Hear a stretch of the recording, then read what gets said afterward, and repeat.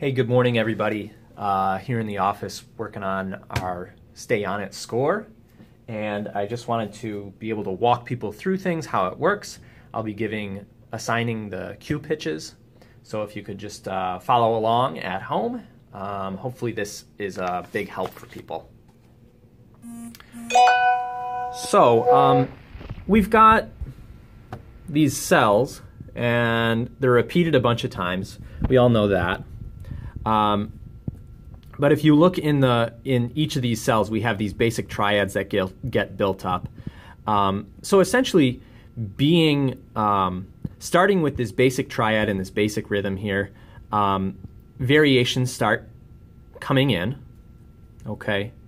And those variations can be adding extensions to the pitches, like sevenths and ninths and all that good stuff. Or these sort of interjections. These were given out a while ago at the last rehearsal, and I think are also available in our scores folder.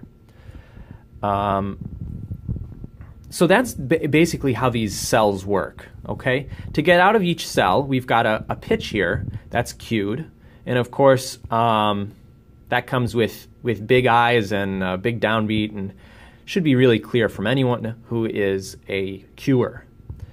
So let's get started with how we go through the piece. Starting with X material, we build these variations, start kind of using these variations and the pitches and all that good stuff. Then we're going to have Evan play this high violin part right here. And it sort of resets the X material. So then we go back to kind of playing that original flavor of X where, you know, nice and clear, everyone's kind of playing that cool theme there. We'll build that up again and have those variations, and then we'll hear a cue pitch from Brendan Fitzgerald. So you'll hear that F sharp, you'll be looking to me for the downbeat, and we move into X2.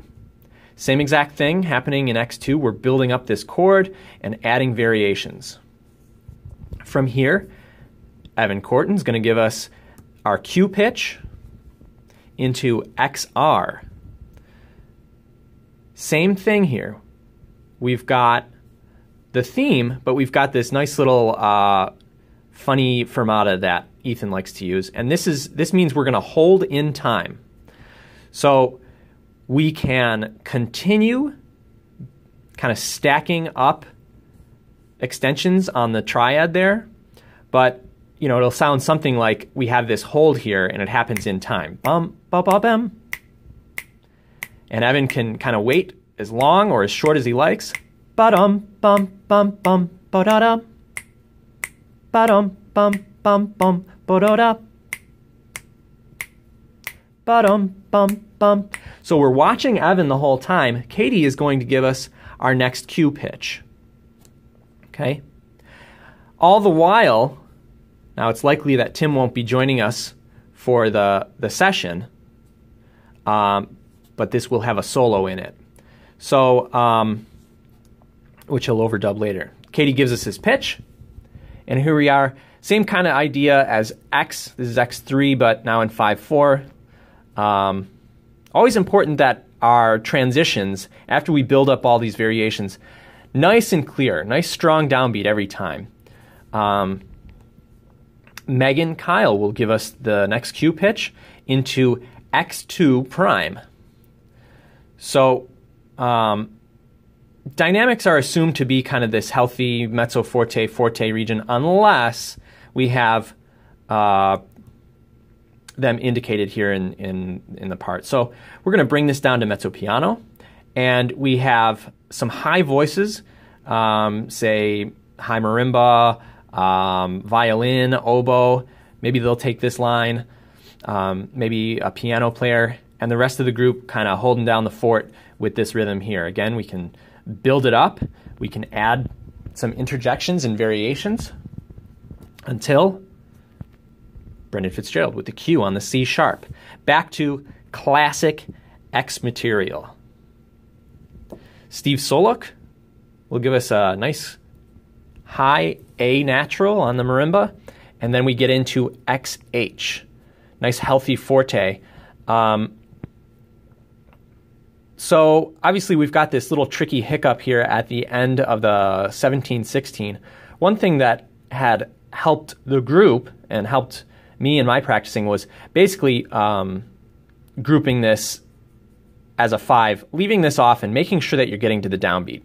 That downbeat is more important if we were to prioritize, I guess. But really, just feeling really solid about this little hiccup in here. So dropping, what I was doing is just dropping this and making sure that I was getting to the downbeat. Again, we can do some pitch variations. Probably not a good idea to, sprinkling your interjections during the 4/4 measure, unless you're feeling really good about it. But I think it's more valuable that we keep the rhythmic integrity of this 17-16. Steve Lattimore is going to get us into XH, which is subito piano, which doesn't mean wimping out on downbeats. Ethan and I were talking about possibly pulling some instrumentation out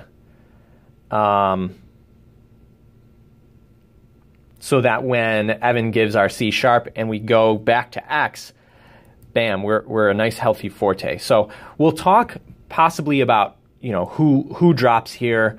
Obviously, everyone should be prepared to perform on that.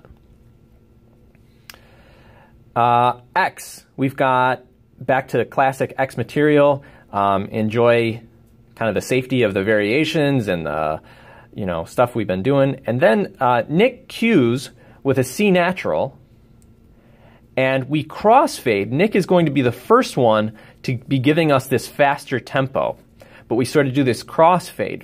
It's really important that we kind of make this a nice transition. So with as many players as we have, it takes some careful listening to make sure that this crossfade really happens nicely. This is, like I said, a faster tempo, kind of a little bit of an agitated kind of sound. Think short on these. Dun, da, da, da, da, da, da, da, da, da, da. So maybe there's even a little staccato on that first and last. Since it is so quick, we're going to say that Ethan's going to play the C sharp for 8 measures to get us to the downbeat of X with all its crazy episodes. So within this, we're back to tempo 1. So we were previously faster here, and we're going to get back to tempo 1 here. Okay? In each of these episodes, we can still do our chord building and ornamentations, but then we start with these episodes. So it'll start, the first episode will be X, and so the riff, that is that, and we're going to add sustaining notes. And I like to think of it as I'm trying to get us back on track. So I'm going to keep trying to pull us back away from all these wacky variations and this thing falling apart by using the C sharp. So we're listening for me playing the C sharp. Okay? And as soon as we get back onto it, we develop those ideas again, but it keeps falling apart. We add sustaining notes and the riffs and the variations. You can go and add XR, XH, XA, all that good stuff. And as things keep falling apart for episodes 1, 2, and 3, Katie's going to keep kind of holding down the fort and making sure that our time is where we want it to be. We've got some XA material. Ethan wrote out this little guide for all these episodes. So I want you to look at episode 3 right now. We have the sustains and the single attacks, and we're going to crossfade into XA material, which is, bam, right there. We're going to crossfade into that. From there is when we start adding our riffs, our attacks, and downward glisses. Okay? And then we go, and again I'm using the C sharp as a Q note. with a hard cut to episode 5. And we're going to stay with this XA material. And then from there, it quickly disintegrates to the downward glisses. Out of that, Michael is going to start softly playing this idea. Now we have all this stuff in Z written out, but in our last performance we kind of decided to take a slightly different approach. So from here, we got to make sure that it stays nice and soft. We're going to add instruments. We're going to add cellos and violin and repeat sort of an indeterminate amount of time. Okay. Once Evan starts moving, and we're listening to Evan through this whole thing, right? We're listening for an upper voice to keep going up and up and up. And that's when we can kind of individually start coming in and building this chord up. I think it makes sense that once you come in, you generally kind of stay on your pitch. But if you want to leave that, that's fine too. It kind of just helps create some consistency. Nelson's actually going to be soloing through this section, so we don't want too much distraction in terms of its, timbral changes. Okay. If I didn't already say this, don't come in with someone else. So if just be watching. You should be watching and listening for others coming in and out. And we've got a good long while to build this big fat chord and crescendo up to forte. Okay? So use your time wisely and kind of listen to the rate of change from Evan. So we're listening to this top note kind of going up and up, and that's a good cue to hang on to. Once we get here, we're actually going to kind of do a reverse and sort of deconstruct all this stuff that we just built up until we get back to this very simple version.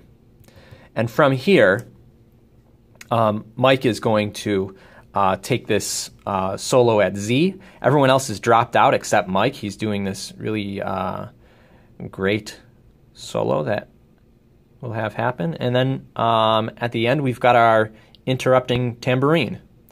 So I hope that this helps, and obviously we'll be covering a lot of this in rehearsal, but the more you take in now, the better. So thanks so much for your time. I cannot wait for this amazing session to be taking place, and thank you.